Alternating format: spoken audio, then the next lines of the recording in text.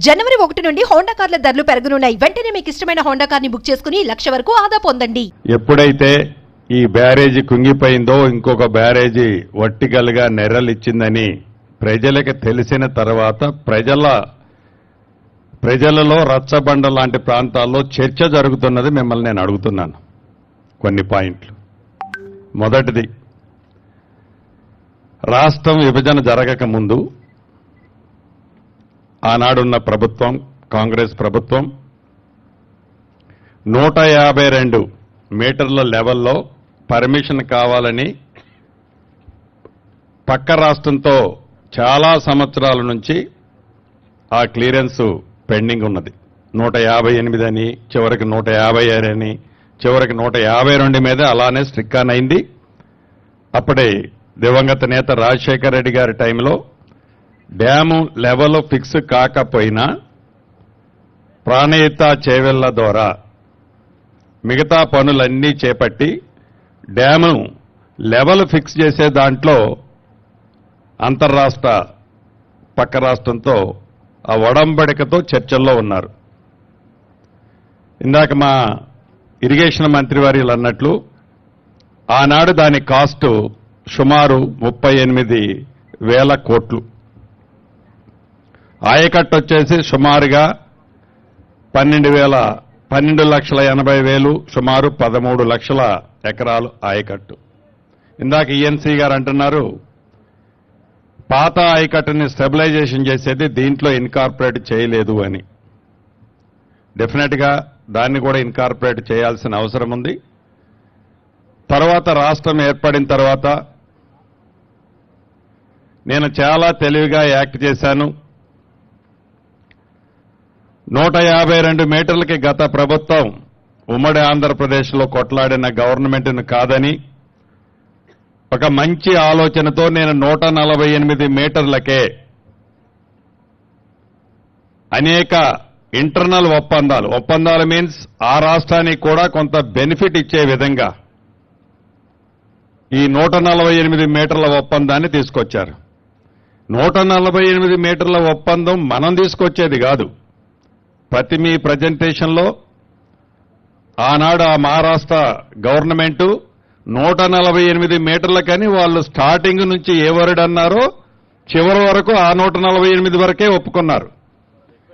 మళ్ళీ వాళ్ళు ఫస్ట్లో వాళ్ళు అడిషనల్ డిమాండ్స్ ఏం పెట్టలే. ఒకవేళ మీరు పవర్ ప్రాజెక్టు పెడితే దాంట్లో మాకు షేర్ రావాలి, మా ఆయకట్టు ఇంతకి వాటర్ మేము వాడుకుంటాం, XYZ అనే టర్మ్స్ ఏమీ దాంట్లో పెట్టలేదు. ఏదైతే 148 మీటర్లనే తెచ్చేది ఆతృతతో అడావుడిగా ఏదో నా మార్కు కనపడాలని తాపత్రయం కనపడుతుంది తప్ప రాష్ట్ర ప్రయోజనాలని అక్కడ వదిలేసిన మాట వాస్తవమా కాదా? Number 1 point. నెంబర్ 2, డ్యామ్ కట్టారు సార్, మీ టెండర్స్ ఎలా జరిగి, టెండర్లో క్వాలిఫికేషన్స్ ఏంటి, ఇతరత్ర ఏంటి, ఎలా కట్టారు, మీ క్వాలిటీ ఏంటి అనేది కాదు. మీరు ఏదైతే డ్యామ్ కట్టేటప్పుడు ఏవైతే సేఫ్టీ మెజర్స్ తీసుకుంటారో లేకుంటే ఆ టెక్నికల్గా డిజైన్స్ అప్రూవ్ చేస్తారో యాజ్ పర్ శాంక్షన్ చేసేటప్పుడు మీరు అప్ స్ట్రీమ్ కట్ ఆఫ్ వాలు, డౌన్ స్ట్రీమ్ కట్ ఆఫ్ వారు మీరు డయాఫ్రమ్ వాలు ఆర్సీసీ కాంక్రీట్తో వేయాలన్నది మీకున్న నామ్స్. దాన్ని మీరు డీవియేట్ అయి నిజంగా మీరు ఆర్సీసీతో కట్ ఆఫ్ వాల్ వేసి ఉంటే కట్ ఆఫ్ వాల్ వేసి దాని మీద మీరు ర్యాఫ్ట్ వేసి ర్యాఫ్ట్ మీద డ్యామ్ మీరు పర్ఫెక్ట్ గా కట్టి ఉంటే మీకు వాటర్ ఇన్లెట్ అయి ఉండకపోతే ఈనాడు ఈ మేడిగడ్డ గాని, దీనిపైనున్న డ్యామ్ గాని, ఆ పైనున్న డ్యామ్ గాని ఈ ప్రమాదం జరిగి ఉండేదా? మీకు ఈ పర్మిషన్స్ ఇచ్చేటప్పుడు కాంట్రాక్టర్కి డయాఫ్రమ్ వాలు ఆబ్లిక్ ఇంకొక టర్మినాలజీ ఏదో పెట్టారు, సెకండ్ పాయింట్ అని పెట్టారు, సెకండ్ పైల్. సో ఈ సెకండ్ పైల్ ఏదైతే ఉందో ఈ సెకండ్ పైల్ ఫెయిల్ అవటం వల్లనే కదా ఈనాడు ఆ వాటర్ ఇన్లెట్ అవ్వటం వల్లనే డ్యాము కింద ఉన్న sand day by day deplete అయి ఆ క్యావిటీ ఏదైతే ఏర్పడిందో క్యావిటీలోకి ఆ డ్యామ్ షింక్ అయింది. లేకుంటే ఇంకొక డ్యాము క్రాకులు ఇచ్చింది, ఇంకొక డ్యాము ఇబ్బందుల్లో ఉంది. నిజంగా మీరు డయాఫ్రామ్ వాల్ కట్టి ఉంటే మీ రీజన్స్ లో ఏం రాసుకున్నారు? టైం తీసుకుంటుంది, యుద్ధ ప్రాతిపదిక మీద కట్టాలి, యుద్ధ ప్రాతిపదిక మీద కట్టి తెలంగాణ ప్రాంతాన్ని సస్యశ్యామలం చేయాలి. Okay, concept is good. ఏదైతే మీరు ఈనాడు 1,00,000 కోట్ల పైగా ఖర్చు పెట్టారో, ఇంజనీర్లైన మీరు, అధికారులైన మీరు, డ్రాయింగ్లు ఇచ్చిన వాళ్ళైనా కానీ ఎక్కడైనా గోదావరి మీద కానీ మహానదుల మీద ఇటువంటి డ్యాములు కట్టేటప్పుడు ఇటువంటి కాన్సెప్ట్తో మీరు upstream cut off, downstream cut ఆఫ్ని ఏ రకంగా కట్టాలో పరిగణనలోకి తీసుకోవాల్సిన అవసరం ఉంది కదా. మీరు ఎందుకు తీసుకోలేదు అనేది నా ఫస్ట్ క్వశ్చన్. సెకండ్ క్వశ్చన్, మీరు డ్యామ్ కట్టిన మరుసటి సంవత్సరమే ఇందాక ఈఎన్సీ గారు చెప్పినట్లు మేము ఎక్స్పెక్ట్ చేసిన 28 లక్షల క్యూసెక్కులు డ్యామ్ కట్టిన 2వ సంవత్సరమే సర్ప్లస్ అయింది అంటున్నారు. ఎస్, మీరు ఏదైతే ఎస్టిమేట్ చేశారో 28 లక్షలకో 30 లక్షలకో ఎస్టిమేట్ చేశారు. ఈ 28 లక్షలు 30 లక్షలు మీరు ఎస్టిమేట్ చేసిన క్యూసెక్లు డిశ్చార్జ్ అయినప్పుడు మీ డ్యాములు డౌన్ స్ట్రీమ్ లో ఏదైతే ప్రొటెక్షన్ వర్క్స్ చేశారో ప్రొటెక్షన్ వర్క్స్ ఒక్క ఫ్లడ్కే వాషౌట్ అయ్యాయి. అసలు ఏమి మీరు డిజైన్ చేసినట్టు ఆ ఫ్లడ్కి డౌన్ స్ట్రీమ్ లో మీరు ఏదైతే ప్రొటెక్షన్ వర్క్స్ చేశారో ఇవాళంతా శాండ్ మేత వేసిందో, ఏదైతే మీరు హెవీ బ్లాక్స్ తో మేము ప్రొటెక్షన్ వర్క్ చేశామంటున్నారో అవన్నీ వాషౌట్ అయి మీరేదైతే డౌన్ స్ట్రీమ్ కట్ ఆఫ్ కూడా ఎక్స్పోజ్ అయిన మాట నిజమా కాదా? దానికి ఈ రోజు వరకు మీరు రెమెడీ ఏం చేశారు? Second point. థర్డ్ పాయింట్, ఏదైతే ఈరోజు కుంగిపోయింది 2022 ఏప్రిల్ 28 నాడు, మరి ఎగ్జిక్యూటివ్ ఇంజనీర్ అతనే ఉన్నాడా మారాడా నాకు తెలియదు. 2022 ఏప్రిల్ 28వ తారీఖు నాడు మీ ఎగ్జిక్యూటివ్ ఇంజనీర్ ఏదైతే ఇక్కడ ఈనాడు కూలిపోయిందో, ఏదైతే షింక్ అయిందో, ఇక్కడ ప్రమాదం ఉంది, ఇక్కడ హెవీ సీపేజ్ వస్తుంది, ఈ సీపేజ్ ని ఇమీడియట్లీగా మీరు రెక్టిఫై చేయకపోతే డేంజర్ ఉందని మీ ఎగ్జిక్యూటివ్ ఇంజనీర్ మీ పై అధికారులకు ఏదైతే కన్స్ట్రక్షన్ చేసిన కంపెనీలకు లెటర్లు రాశారు. దాని మీద ఆ రోజే మీరు శ్రద్ధ తీసుకొని ఉంటే ఆనాడు ప్రభుత్వం, ఆనాడున్న ముఖ్యమంత్రి, ఇరిగేషన్ శాఖ మంత్రిగా ఉన్న ముఖ్యమంత్రి గారు మీరు శ్రద్ధ తీసుకొని ఉంటే ఈనాడు ఈ డ్యాముకి మీరు చేసిన తప్పులు కొంతైనా శ్రద్ధ తీసుకొని ఉంటే మళ్లీ వాటర్ లేని టైంలో రెక్టిఫై చేసి ఉంటే ఈనాడు ఈ పరిస్థితి వచ్చి ఉండేదా?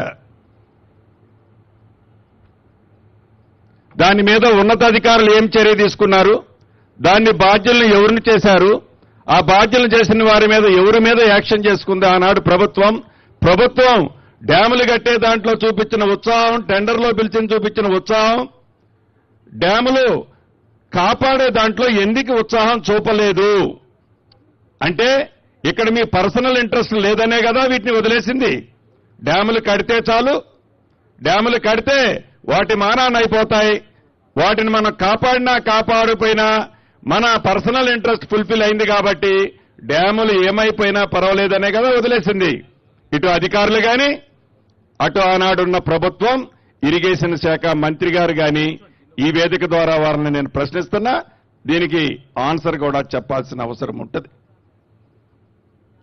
ఇక డ్యాము మీ క్రస్ట్ లెవెల్ ఎంత, గేట్ల లెవెల్లో ఉన్న మీ క్రస్ట్ లెవెల్ ఎంత, ఏదైతే మేడిగడ్డ డ్యాము నుంచి అప్ స్ట్రీమ్ డ్యాము వరకు ఉన్న బెడ్లోది ఎన్ని కోట్ల క్యూబిక్ మీటర్లు ఎర్త్ వరకు చేసినట్టు మీ ఎంబుకుల్లో రికార్డు చేశారు. దాంట్లో ఎన్ని వందల కోట్లు డ్రా చేశారు. అసలు ఆ బెడ్ లో ఉన్న సిల్ట్ రిమూవ్ చేయాల్సిన అవసరం మీకేమొచ్చింది? ఎందుకంటే డెడ్ స్టోరేజ్ అది. మీరు అప్పుడు తీశారు, మళ్ళీ వాటర్ ఫ్లో వచ్చింది, ఇవాళ శాండ్ బెడ్లోకి వచ్చింది. వేస్ట్ మెటీరియల్ కింద ఎన్ని కోట్ల క్యూబిక్ మీటర్లు మీరు రిమూవ్ చేశారు? ఆ ఎన్ని కోట్ల క్యూబిక్ మీటర్లకి ఎన్ని వందల క్యూబిక్ మీటర్లు ఆనాడు ఎవరికి దాన్ని డ్రా చేసి ఇచ్చారు? టెక్నికల్ గా దాన్ని మీరు ఎలా సపోర్ట్ చేసుకుంటారు? వీటి మీద తప్పకుండా ఈ డ్యాముకు సంబంధించింది. ఇక పై డ్యాము కూడా సిమిలర్. ఈ క్వశ్చన్స్ అన్నీ కుంగిపోయిన డ్యాము కానీ, క్రాక్లు వచ్చిన డ్యాము కానీ, ఇంకా భవిష్యత్తులో ఇబ్బంది కలిగేది కానీ, నేనైతే ఒకటి నా డౌట్ క్లారిటీగా మీకు చెప్పేది, ఈ పిల్లర్స్ ఒక పిల్లర్తోనో 2 పిల్లర్తోనో 3 పిల్లర్లతోనో ఆగుతుందని నేను అనుకోవటం లేదు మంత్రి గారు. ఇది up stream cut off, downstream cut of ఏదైతే ఉందో దాన్ని ప్రాపర్ గా చెయ్యని కారణంగా ఈనాడు ఈ డ్యాములకి వచ్చిన పరిస్థితి. రెండోది క్వాలిటీ ప్రాపర్ గా చేయకపోవటం వల్ల వచ్చిన రెండో పొరపాటు. మూడోది ఏదైతే రాఫ్ట్ వేశారో ఆ రాఫ్ట్ కింద ఉన్న శాండ్ ని కాంపాక్ట్ చేశామని చూపించిన మీరు దాన్ని ప్రాపర్ గా కాంపాక్ట్ జరిగి ఉంటే ఈనాడు ఈ డ్యాములకి ఈ పరిస్థితి వచ్చి ఉండేది కాదు. ఈ ఒక్క డ్యాము ఒక్క పిల్లరు అనేది ఇప్పుడున్న మన ప్రభుత్వం కాదు, ఇది యావత్తు తెలంగాణ రాష్ట్రంలో ఉండే 4 కోట్ల ప్రజలకు సంబంధించిన ఆస్తి. ఇది ఒక ఈ ప్రభుత్వందో ఆ ప్రభుత్వందో కాదు, అది కూడా డబ్బులు సర్ప్లస్ ఉండి మనం కట్టలేదు.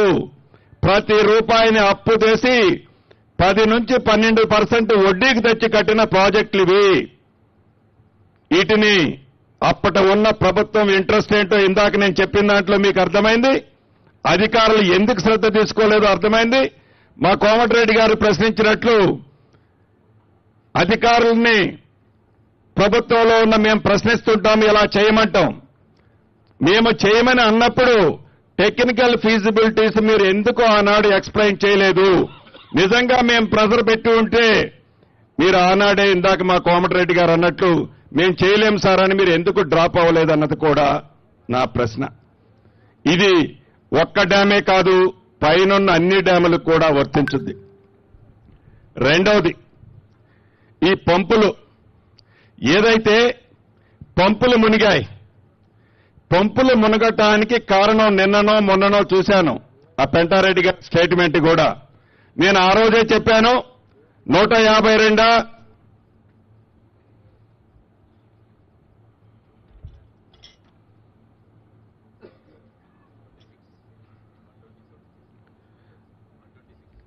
126 మీటర్స్ హైట్ లో పెట్టాలని నేను ఆ రోజే చెప్పాను. ఇది మీరు టెక్నికల్ శాంక్షన్ ఇచ్చి టెండర్స్ కాల్ఫేర్ చేసే రోజు 126 లెవెల్ పెట్టారు. మీకు ఇంజనీర్లు చాలా సీనియర్ మోస్టులు మీరు. ఇది 28 లక్షల క్యూసెక్లు డిశ్చార్జ్ వస్తుందా, 30 లక్షల క్యూసెక్లు డిశ్చార్జ్ వస్తుందా, వచ్చినప్పుడు లెవెల్ ఎంత వస్తుందో మీకు తెలియంది కాదు. మీరు ఆ 126 లెవెలే కట్టి ఉంటే ఆనాడు అన్ని పంపులు మునిగాయా అని జరిగిన నష్టమేంటి? మీరు నిజంగా 124లోనో 122లోనే కట్టారు. మీరు ఆ పంపులకి ముందు స్టాప్ లాక్ గేట్స్ ఉన్నాయి మీవి. ఫ్లడ్ ఎక్కువగా వచ్చి ఆ ఫ్లడ్ ఆ పంపుల మీద పడి ఆ పంపులు మునిగిపోయి డ్యామేజ్ జరిగిందని మీరు అన్నారు. మీకు ఇటువంటి ప్రమాదము విపత్తు వస్తుందనే మీరు ఫ్రంట్ లో స్టాప్ లాక్ గేట్స్ పెట్టారు. మీ స్టాప్ లాక్ గేట్స్ ఆ రోజు పని చేశాయా? చెయ్యకపోతే దానికి ఎవరి మీద మీరు యాక్షన్ తీసుకున్నారు? ఆ స్టాప్ లాక్ గేట్స్ పని చేయని కారణంగానే తెలుసో తెలియకో మీరు లో లెవెల్లో కట్టిన పంపులు మునిగాయి. దాని ఫ్రంట్ ఉండే వాల్ కూడా టోటల్ గా కొలాప్స్ అయింది. సుమారు 100 కోట్లు ప్రజల సొమ్ము దుర్వినియోగమైంది. ఆ టెక్నికల్ గా ఎవరు దానికి డిజైన్స్ అప్రూవల్ ఇచ్చారు? ఆ డిజైన్స్ అప్రూవల్ ఇచ్చిన అధికారుల మీద కనీసం ఏమన్నా రివ్యూ చేసి దాన్ని మీరు డిబేట్ పెట్టారా? మళ్ళీ నాకు తెలిసి ఆ పంపులకు సంబంధించిన దాంట్లో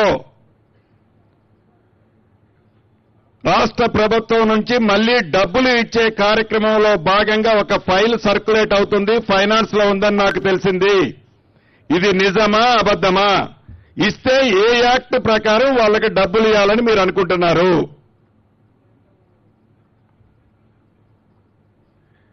నెక్స్ట్ పాయింట్, ఏదైతే మీరు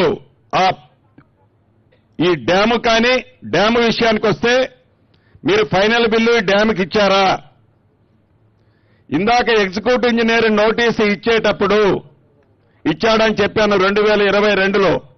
ఎగ్జిక్యూటివ్ ఇంజనీర్ నోటీసు ఇచ్చేటప్పటికి వాళ్ళ లయబిలిటీ పీరియడ్, ఆ డ్యాము కట్టిన వాళ్ళ లయబిలిటీ పీరియడ్ 2 years 3 years మీరు మెన్షన్ చేశారు. అది విత్ ఇన్ ది పీరియడ్ లో ఉందా లేదా? ఉండి ఉంటే ఏజెన్సీతోనే మీరు మంత్రి గారు కానీ మీరు కానీ ఇప్పుడు ఈ డ్యాముకు జరిగిన నష్టాన్ని ఏజెన్సీతో కట్టించాల్సిన అవసరం ఉంది కదా. దీంట్లో ఏదైతే మీరు ఏజెన్సీతో చేసే దాంట్లో ఈ డ్యామేజెస్ ఏదైతే మీరు ఆనాడు ఎగ్జిక్యూటివ్ ఇంజనీర్ ఐడెంటిఫై చేసింది దాన్ని దృష్టిలో పెట్టుకొని మీరు ఎక్స్పీరియన్స్ సర్టిఫికెట్ ఆ ఏజెన్సీకి ముందెప్పుడు కంప్లీషన్ అని ఇచ్చారు. కంప్లీషన్ అని ఇచ్చిన దానికి దీనికి మీరు కంపారిజన్ ఎలా చేస్తున్నారు? ఈ రోజు కూడా నాకు తెలిసి మీరు ఫైనల్ బిల్ ఇచ్చినట్టు లేదు. మీ మెజర్మెంట్స్ కంప్లీట్, మీ ఎంబుక్ మెజర్మెంట్స్ కంప్లీట్ అవ్వలేదు. అవనప్పుడు పంప్ హౌస్ కానీ వీళ్ళకి కానీ ఎలా ప్రభుత్వం నుంచి మళ్లీ డబ్బులు వాళ్ళు అడగటం కానీ మీరు ప్రపోజల్ చేయటం కానీ ఎంతవరకు సమంజసమో నేను అడుగుతున్నాను. నెక్స్ట్ పాయింట్,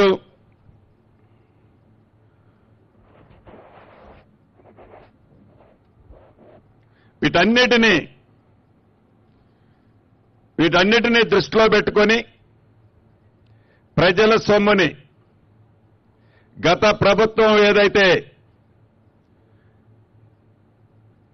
ఖర్చు పెట్టిందో అది కూడా అప్పు తెచ్చి ఖర్చు పెట్టిందో, ఈ అప్పు తెచ్చి ఖర్చు పెట్టిన డబ్బు ప్రతి రూపాయి ఇది ప్రజల సొమ్ము. ఇది ప్రతి నెల వడ్డీతో సహా రాష్ట్ర ప్రభుత్వం రేపు కట్టాల్సింది. దీన్ని ఒక్కసారి గమనించాలి. ఇక థర్డ్ టీఎంసీ సబ్జెక్టు, మీరు 2 టీఎంసీలకే గడిచిన 5 సంవత్సరాలలో మీరు అది టీఎంసీలు లిఫ్ట్ చేసింది పెట్టండి, అది స్క్రీన్ మీద.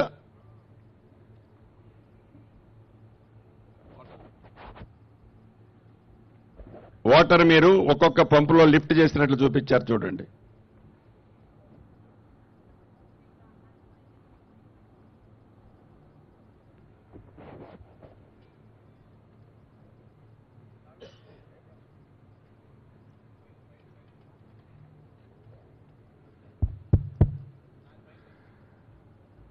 మీరు ఫస్ట్ పంపు దగ్గర మీరు 50 టీఎంసీలు గడిచిన 5 సంవత్సరాల్లో మీరు లిఫ్ట్ చేసినట్లు చూపించారు.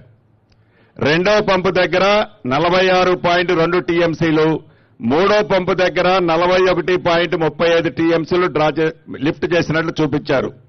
అంటే ఫస్ట్ నుంచి లాస్ట్ వరకు డిఫరెన్స్ 9 టీఎంసీలు ఉంది. నాకు తెలిసి ఈ మధ్యలో ఆయకట్టు ఉందా? ఈ గోదావరి ఫ్లడ్ బ్యాంక్ కి అటు సైడు మన సైడు ఆయకట్టు 9 టీఎంసీలు డ్రా చేసే అంత ఆయకట్టు ఉందా? లేకపోతే ఆ 9 టీఎంసీలు మొదటి పంపు ద్వారా రెండో పంపు ద్వారా పవర్ ఏమని కొట్టికి రావట్లే. ఈ 2 పంపుల ద్వారా లిఫ్ట్ చేసిన వాటర్ మళ్లీ తిరిగి గోదావరికే వదిలారా? ఫస్ట్ 50 టీఎంసీలు అంటే గడిచిన 5 సంవత్సరాలలో మీరు ఖర్చు పెట్టిన 1,00,000 కోట్లు పెట్టి మీరు లిఫ్ట్ చేసిన వాటర్ ఎంతయా అంటే గోదావరి నుంచి లిఫ్ట్ చేసింది కేవలం 50 టీఎంసీలు. ఈ 50 టీఎంసీలు బయటికి పంపింది ఎంతయా అంటే గోదావరి దాటి కేవలం 41 టీఎంసీ. దీని పరిస్థితే ఇలా ఉంది. మీరు అసలు 3వ టీఎంసీ ప్రపోజల్ ఎందుకు వచ్చింది? 3వ టీఎంసీ ప్రపోజల్ ఆనాటి గవర్నమెంట్ ఏదైనా మీకు రెఫరెన్స్ ఇచ్చి మూడో టీఎంసీ కూడా మేము చేయాలనుకుంటున్నామంటే ప్రపోజల్ మీరు తయారు చేశారా, లేకుండా మీరే ఆ ప్రపోజల్ తయారు చేసి గవర్నమెంట్కి పంపారా? మీరు మూడో టీఎంసీ పంపినప్పుడు సుమారు ఎడ్వర్క్స్ లో ఉండే 4,000 కోట్లు మీరు ఫస్ట్ లిఫ్ట్ ఆపరేట్ చేసింది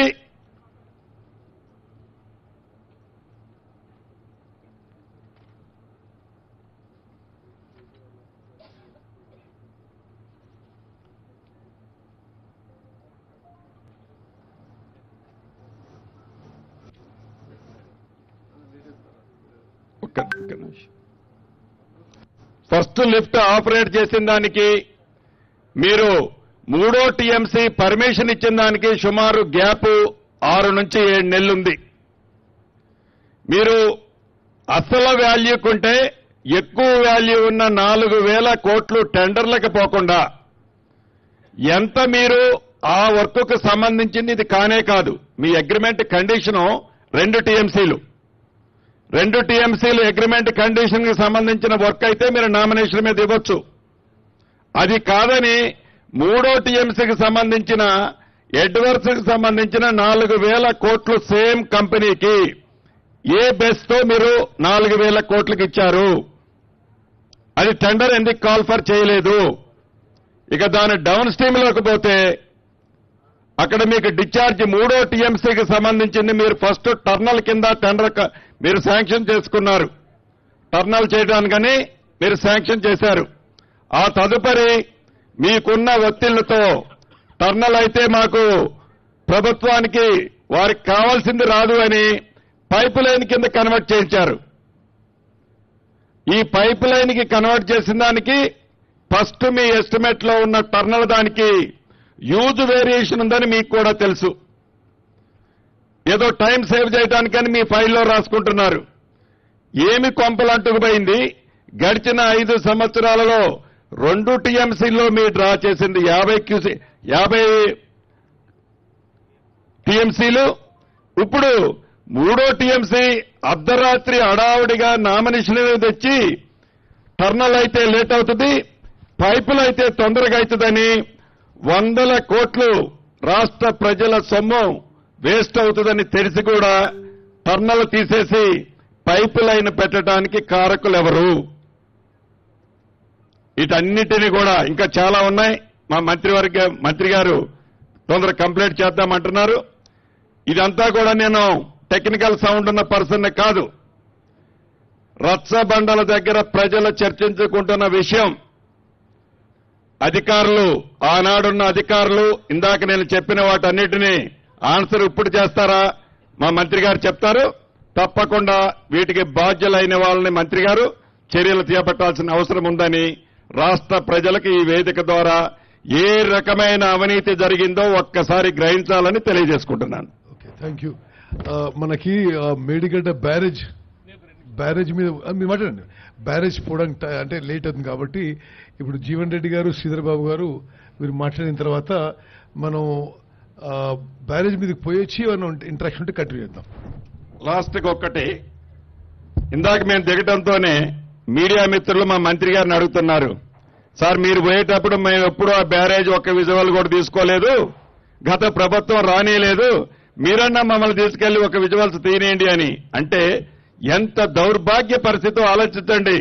మీడియా మిత్రులు చూస్తే అది ఎక్కడో మీడియాలో వస్తే ఏమి జరుగుతుందో ప్రజలకు జరిగితే తెలిస్తే ఏమి జరుగుద్దో అనేది గ్రహించి అదేందో పాకిస్తాన్లో ఏదన్నా ఒక ఆటం బాంబు తయారు చేస్తే అక్కడికి ఎవరూ బావద్దన్నట్లు ఈ పరిస్థితి గత ప్రభుత్వాన్ని.